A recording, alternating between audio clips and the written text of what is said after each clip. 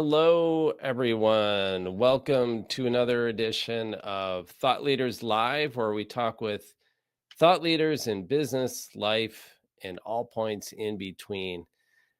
Today, we're talking with Michaun Elise Winborn, who is the CEO and principal coach of Born2Win Coaching, where she helps organizations mitigate legal and reputational risk by coaching executives to become inclusive, culturally intelligent leaders. Michaun, thank you so much for joining me today. Oh, thanks for having me, Greg. I really appreciate it. Yeah, so let's jump right in. We're going to be talking about how to redefine success, coaching people to win without burning out. We're going to jump into all those topics that were on the invite here to the event in just a minute. But first, we'd like to hear a little bit more about you and your journey. Please share some of your story with us, Michelle. Sure. So, hello, everyone. I am Michaun Elise Winborn. I am a mom, a wife, a daughter, a lot of things, a godmother. And I was originally born in Chicago, moved to Columbus, Ohio, where I currently live with my family when I was very, very little, so 7, but I still claim Chicago because it's the best city in the world. Um, and I have been in working life for a very long time. I am a little bit older than I look. And so I've had a couple different careers. I was in property management, I was in product management for retail, and most recently I was in financial services and worked in diversity, equity, and inclusion. So an HR function. So I have quite a bit of experience working, and hopefully that comes through in this conversation today. Just how I now think about what it means to be successful, what it means to be productive, and what it means to achieve and to win at what you're trying to accomplish at life. So that's a little bit about me. And my boys, shout out to my babies, Dresden and Donavan. I know they're not watching, but I love them and they're the best. They will watch it. I mean, They it's will watch being one taped. day. Yeah, Yes, right. one Yeah. day. You'd use it to threaten them, like, "Go to bed, otherwise we're gonna watch the video." Right, exactly.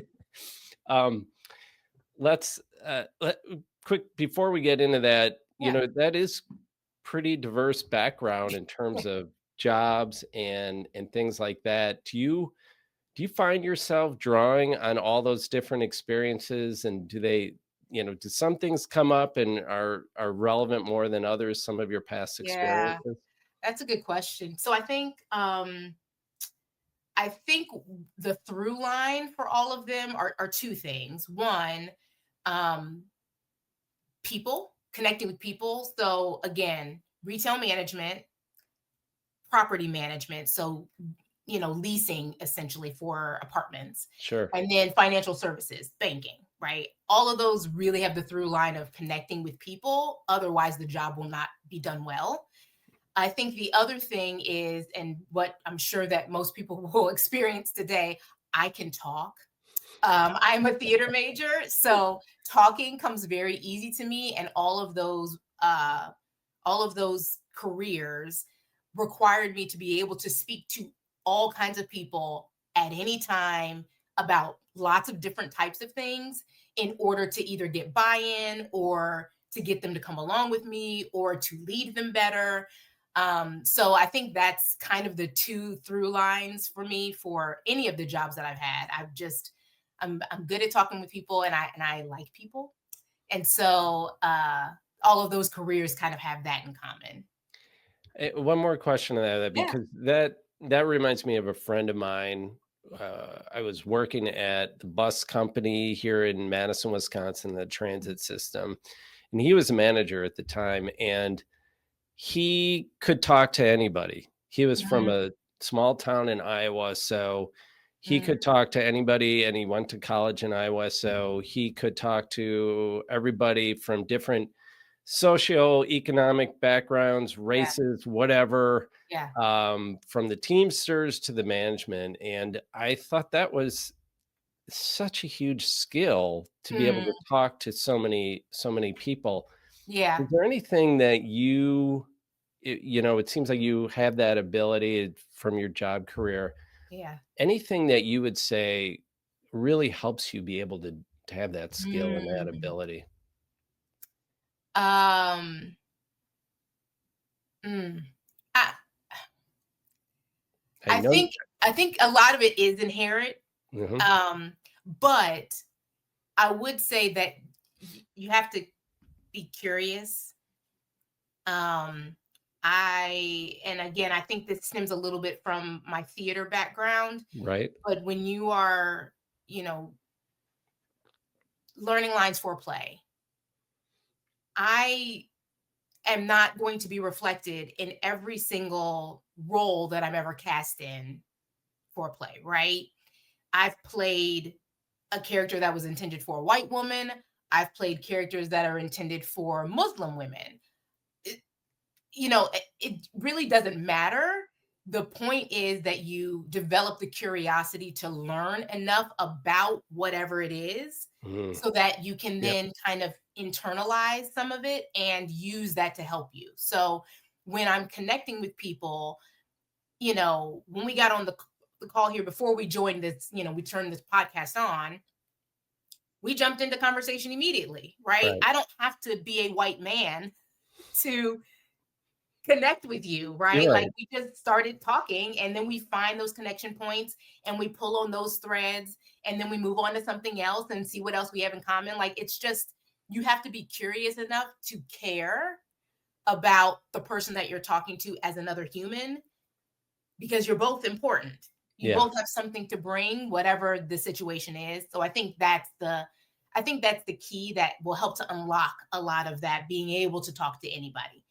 Do you care enough to ask questions? Do you care enough to find out about them? That'll help. Yeah, I love that. Yeah, and I love that curiosity. Um, that's so important. And For sure. so let's jump in. Thank you for that. I Yeah, appreciate that. of course. Let's and by the way, thanks also for liking me. A lot of wanting to connect with me. A lot of white males don't want to connect with me. So that's I'm so sorry, Greg. I know. I'm working on it. I'm like, can't you be curious about me? Come on. Hilarious. No, I Okay. appreciate you. You're a great guy. All right. I Okay, wouldn't have good. otherwise Yeah. met. See? Yeah. I'm gonna play that part of the tape over Right. later. You should. You should just clip that and put it other places. All right. Oh my gosh. Let's stop having so much fun I here and know, get right? into Okay. some of the business. Let's talk a little bit about this sentence here about unlearning toxic definitions of achievement. Yeah. Why don't we just start there? Yeah. So when I think of toxic definitions of achievement, I think of why people get burned out, why people quit their jobs, why people have anxiety, why people are having higher levels of stress and physical ailments in their bodies because of work. Um, Very, very quick story. There was a role that I was in a while ago where I would be physically ill having to go into meetings with the manager. Wow. Not Physically good. ill. Like I would get sweats, my hands would get clammy and cold. I would have to go to the bathroom and then I come back and I feel like I have to go to the bathroom again. Yeah. Even talking about it is making like me tingle a little bit. It was a horribly toxic situation. And that's what leads people to being sick, to taking more sick time, to taking short term disability, to quitting their jobs and then just being in a position where they have no income because it was so stressful that if they just didn't get out, they would, I mean, essentially die. And whether that's a part of them dying, meaning like their soul or their spirit, or physically, they just would not be able to sustain. So that's when I mean, or when I think about toxic definitions of achievement, I'm thinking of the situations that lead to that. The other thing I'll say about it is there is a huge component of this toxic definition that is centered on societal conditioning. And since societal conditioning are like the deep patterns that we're born into that we don't know, we don't even think about. It's just the society that you're born in. So specifically for the United States, when I was born, I'm born into a Black family. I'm born into, low income, kind of median income, like low middle class in Chicago, in the inner city. I'm born into a lot of different things that all already create boundaries, right? Create like a system that I'm built into. On top of that, um, there are also the systemic pressures and conditions that we come in, right? So some of the things that we don't even have language for, that we don't realize that are conditioning us, are going to be hierarchy, right? Some lives are worth more than other lives. Your productivity, your value is going to come from what you produce or what you don't produce, whether you conform or not, because fitting in can be survival. Being able to control your body, your emotions, all of those things could be the conditions that you're born into. But then also systems like patriarchy, racism, wealth ideology, ableism, and hundreds of others that you might just be born into, and most of us are, and we don't really have language for it until, decades into our lives, when those things have now been ingrained in our bodies, in the way that we work, in the way that we think. And so to kind of tie all that together, I think the societal conditioning that we have, people are realizing more and more as the years and decades progress, that tying our worth to output is not sustainable.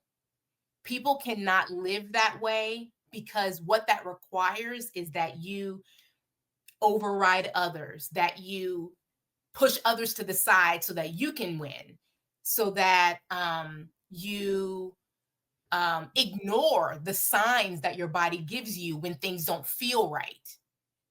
All of that is disconnecting us from our bodies. It ignores the individual purposes that we were put on earth for. And our worth should not be tied to that output. And so that's what part of where Born2Win Coaching coaches from. This understanding that there is this societal conditioning. A lot of times we've not put language to it. We've not thought about what they are in our own personal lives and how that's affecting our personal relationships, our professional relationships. And it helps you to unlearn those things so that you can move forward more authentically. You name it, you can tame it, right? Yes, 100%.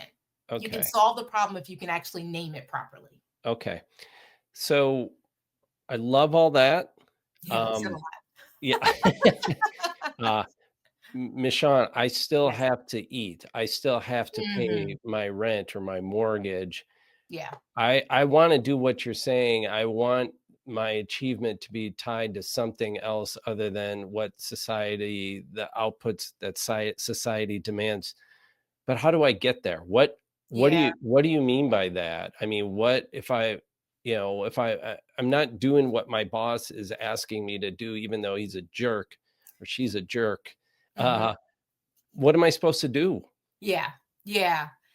Excellent question. So, I think the first thing to do is to remember that achievement is communal. If my boss wins, I win. If I win, my boss wins. Now, not all companies actively subscribe to that model. I get it. I have been there before. Yeah. But yes, you have to eat. You have to do your job. So part of the work that I encourage my clients to do when they're in that type of situation is to, first off, understand yourself. Understand what are the boundaries that you need in order to be whole and to work well in the environment that you're in. Because changing the environment is not going to be, it's not usually the easiest or quickest route, right? So, in the situation that you're currently in, what does it take for you to be successful there in the mess? Then thinking about, okay, what do you need moving forward? So that might look like, I got to find another job. Okay, so let's talk about what that looks like. What do you want the job to look like? What are the boundaries that you expect the leader to have? And while you're doing that, also figuring out ways that you might be able to coach up, right? What are the ways that you can share more explicitly with your leader who might be toxic or is showing some toxins? We'll say it that way. Um, that you need to be led differently in order to be successful for them so that they can be successful. How can you work with that person to get to a place where there's some comfort or some um, sustainable management Sure. while you're in that space? So it's a lot of different parts. It's not just a one thing and that's going to solve the problem. There's a lot of different fronts that you have to be working on to make things work when you're in an untenable situation. But again, I think it starts with understanding where you are, understanding how you might be able to coach up to that manager, or maybe it's your peers, maybe it's the team that you're on that's, not good. Um, but maybe it's, coaching your peers or your manager. And then it's also thinking about how to get to what's next and defining what's next so that you don't repeat this pattern at the next place. So that you're not going somewhere that you think is going to be good and it's actually the same thing that you've already been in that you that you Right. cannot stand. Like you Right. got to figure out what that stuff is, because if you don't, that's exactly what's going to happen, and it happens all the time. Yeah, Yeah. I really love that. I mean, I love the introspection. I was just Yeah. writing earlier today about emotional intelligence and Yeah. how I think component of it is empathy, but also a Mhm. component of it is self-control and Yes. controlling your own emotions. And I think about my own experience. If I have a family member, we Mhm. just went through a rough stretch last year, and I was able to really just try and focus more on myself and Yeah. controlling myself through it. Yes. And I've somehow suddenly found that some of those issues that used to just irk me in the past, I Yes. could handle it. You can handle them. And Yes. I'm assuming the same kind of approach would apply in these situations. Absolutely.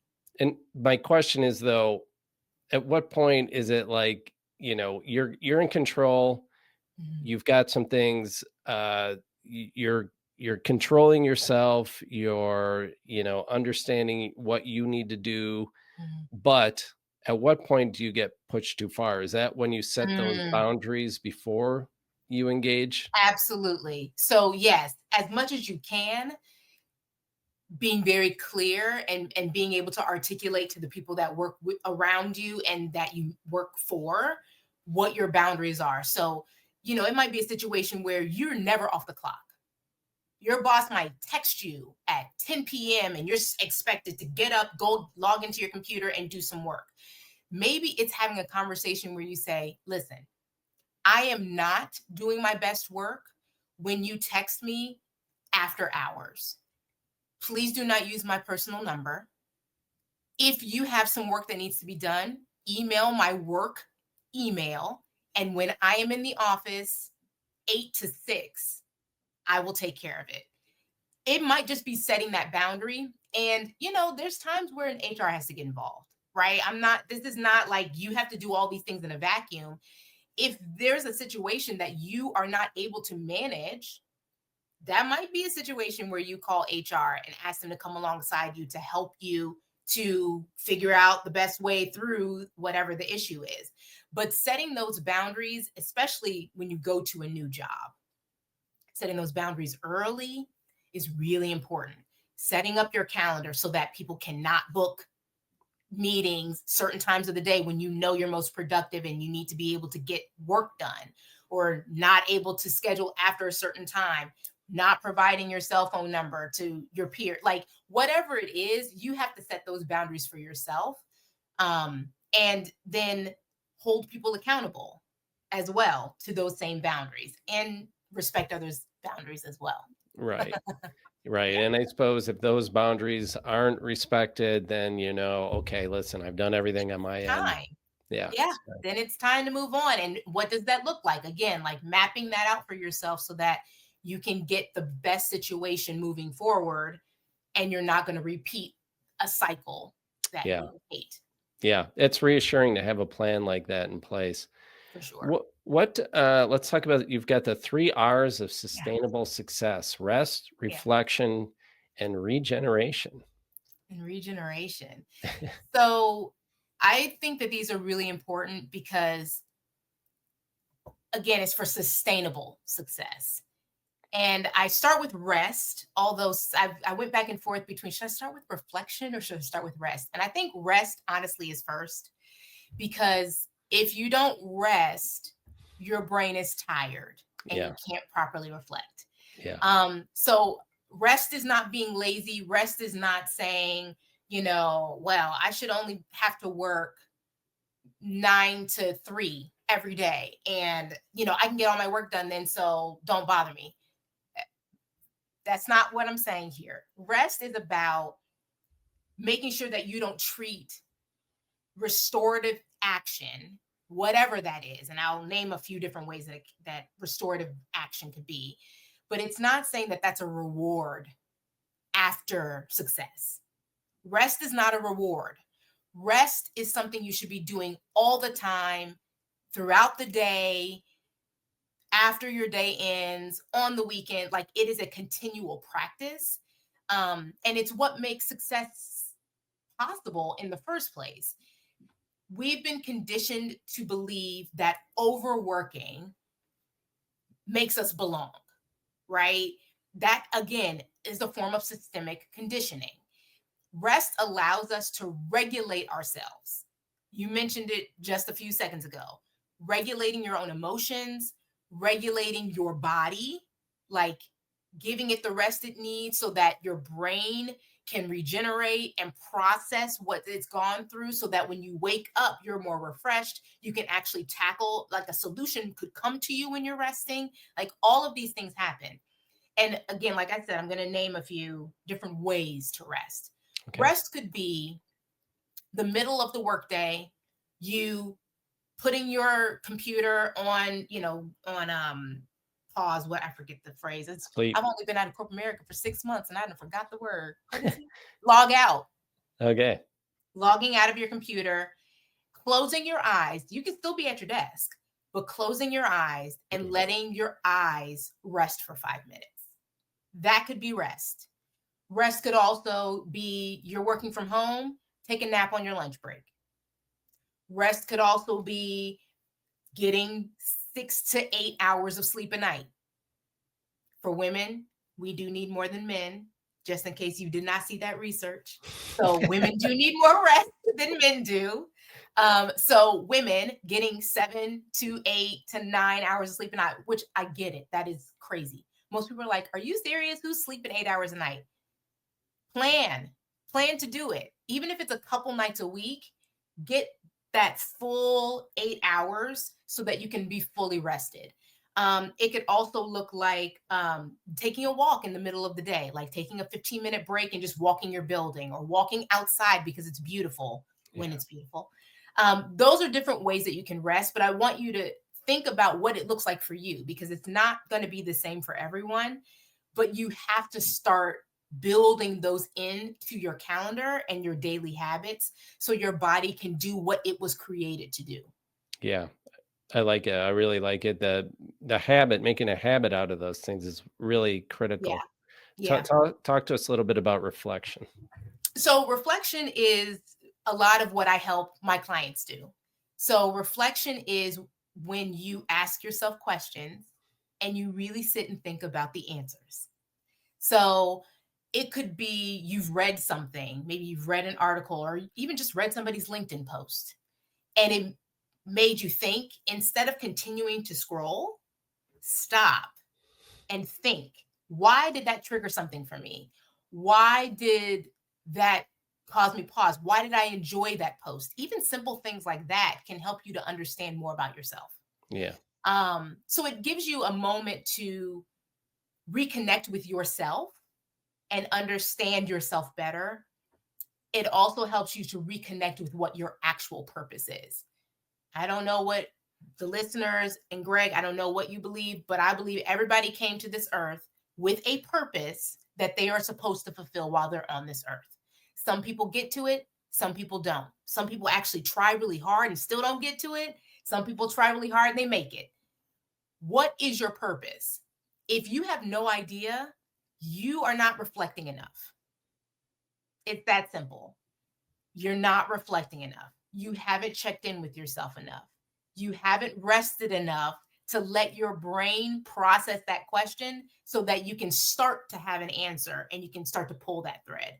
So the reflection when it comes to success is really about realigning yourself to what your purpose is, reconnecting to that. And then thinking about, what does success really mean for you? Maybe it is working in corporate America and then becoming the CEO of a company one day. Maybe success for you is being a stay-at-home mom and raising your amazing children who are then successful in the world. Maybe it's not being a parent and it's being an amazing spouse or partner to somebody and helping them fulfill what they're supposed to do while you in turn are fulfilled because they're fulfilled. I don't know what your purpose is, but if you're not reflecting and asking yourself that question, you're not going to find out. And then you're not going to be able to define what success means for you so that you can then in turn create the boundaries that are needed so that you can get there. Makes sense. So then take us into the regeneration. Regeneration. You don't have to bounce back from anything. You just have to continue to grow forward. So failure's a thing. Failure's going to happen. You're going to miss the mark. You're going to not meet a goal that you set for yourself. It's not about, okay, well, let me come back at it harder and faster and smarter. It's about growing from that experience. So regeneration is about building a life, building a business, building on your purpose in a way that nourishes you and serves others. So as you continue to grow, as you rest your body, as you reflect and find out what your purpose is and what success looks like for you, now you are treating this regeneration as a daily practice. How you behave, how you lead, how you create boundaries for yourself. All of that is a new system that helps you to regenerate and grow forward every day so that you're not leading from exhaustion. You're not working in exhaustion. You're building those new rhythms that support yourself as a whole so that in turn you can serve others in your wholeness. I mean, what you're talking about, I've seen other people talking about it, and we always, a lot of us talk about these things, Yeah. and I just think it's so amazing that there's so many people out there that are Mhm. struggling with it. It's like, Yeah. where did we miss the boat as a society that we're in such a jam on this?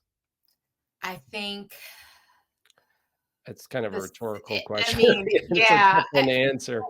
the world that we live in, I think the systems that we have created, um, the ones that I mentioned at the top, right? I think all of those are very strong.